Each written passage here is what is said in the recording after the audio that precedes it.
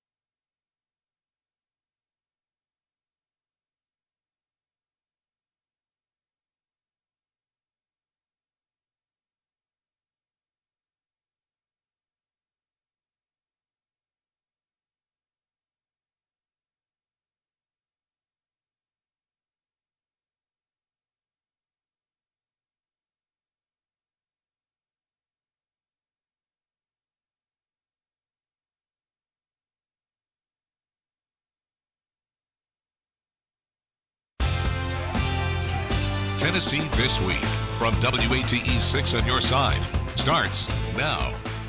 Hello and welcome to Tennessee This Week. I'm Don Hudson. The University of Tennessee revealed names of the people making up the Board of Fellows for the new Institute of American Civics.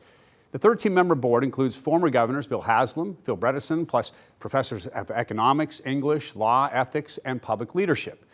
Governor Lee proposed the institute during his State of the State as a way to support state efforts on advancing civic education and constructive debate. Joining me today is Mary Ann Wanamaker, Executive Director of the Baker Center for Public Policy. And Governor Bill Lee, of course, described the the Institute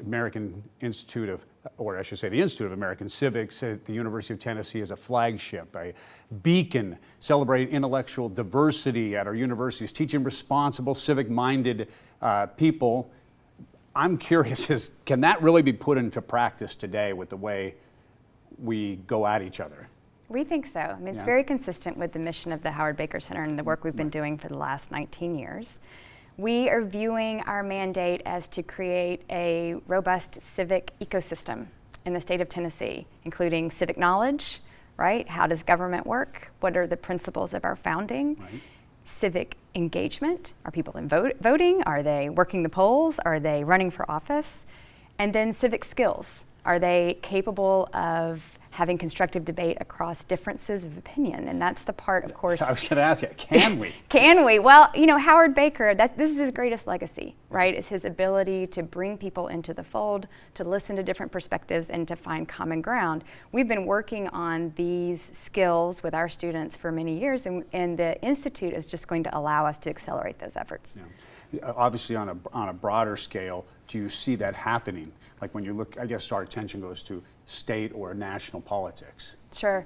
Well, it's not always the politicians that need to do this. It's also the people who need to do this, right? So the neighbors and so our mandate isn't about changing politics. Our mandate is about changing the experience of Tennesseans, that they can have constructive conversations in their living rooms, at their dining room tables, in their workplaces, at their churches, in all of the civic spaces that they occupy.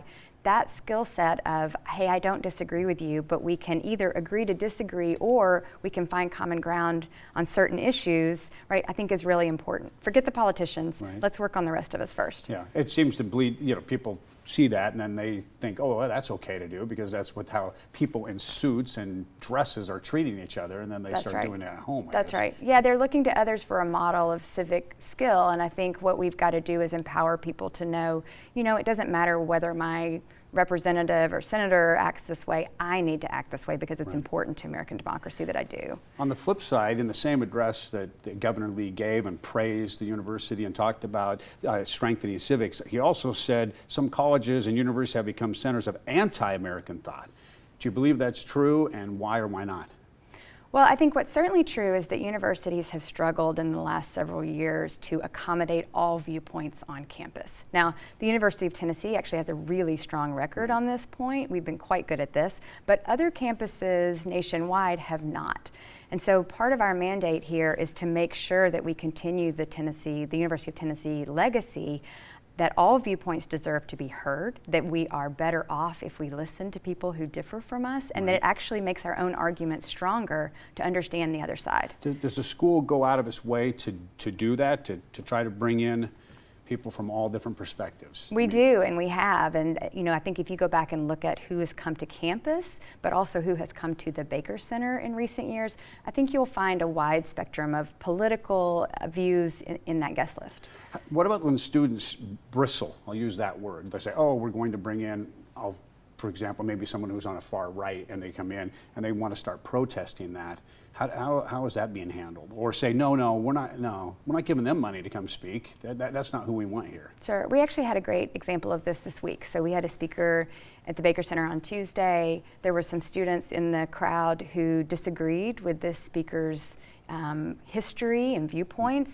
They expressed that dissent in the event itself. The speaker engaged them in conversation, said, I'm glad you're here. I'm glad we're having this discussion. Thank you for saying that you don't agree with me. Let's talk about it. Right. It was really a fabulous model for the students, but also for the community members who were in that room to watch that. And you don't see that much. No, I'm so proud of that moment. People want to immediately start arguing about it instead of saying, hey, okay, we'll set that aside. All right, people talk about, hey, we should be on politics and civically, we should get along better, and that it's gotten so bad. But yet we can look at historical examples where maybe a senator or a politician took a swing at somebody or did something violent. Has it really changed? Because we've got people out smashing federal buildings, throwing Molotov cocktails at police, people going to the Capitol building and smashing windows. Well, I mean, we've fought a civil war in this country, right? So certainly it's been worse. But I also think people of older generations now, so those who are 30 and above, certainly remember a time when we weren't so angry with each other.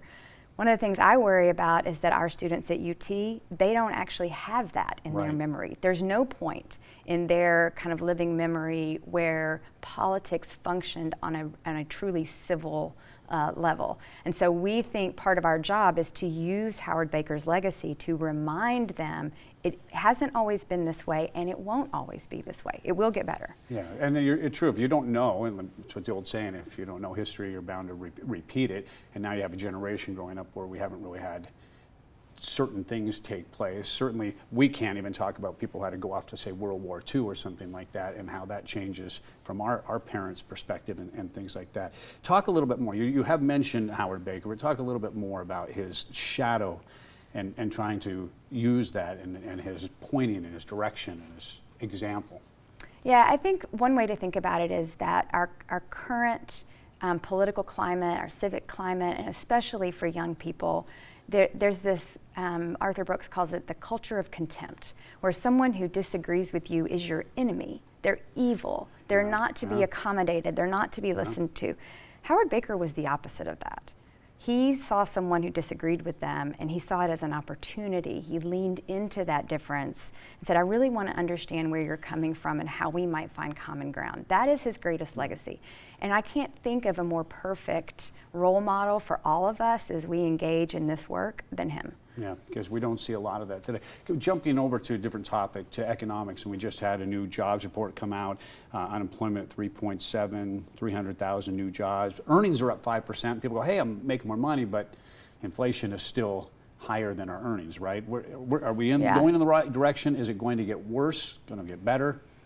Yeah, great question. So I think the jobs report actually this morning was quite good. You're right, the earnings increases aren't as quick as inflation, but people are still, if you want a job, you can get a job in this country. There's still robust hiring. Unemployment is still really low. We don't think that inflation is going to get any worse. The only question is, how quickly will it get better? And a lot of that depends on the behavior of the Federal Reserve. Yeah. And do you expect anything drastic, or just kind of riding where we are right now? Yeah, well, I didn't expect COVID, so I don't, it's hard to predict the drastics. So, but no, I think, I think the common view right now, and I share that view, is that we'll kind of coast into a more reasonable inflationary environment, and we hope that doesn't mean we had to have a recession to get there. Yeah. We could get into COVID, but this is not a health segment. This is talking about politics and civics. Well, the economics of COVID, yes, how about that? We'll leave that out. All right. Marianne, thank you very much for coming by, and thank you very much for talking to us and answering those questions. All right, still to come, our panel of pundits is next. You're watching Tennessee This Week on WATE 6 on your side. Okay.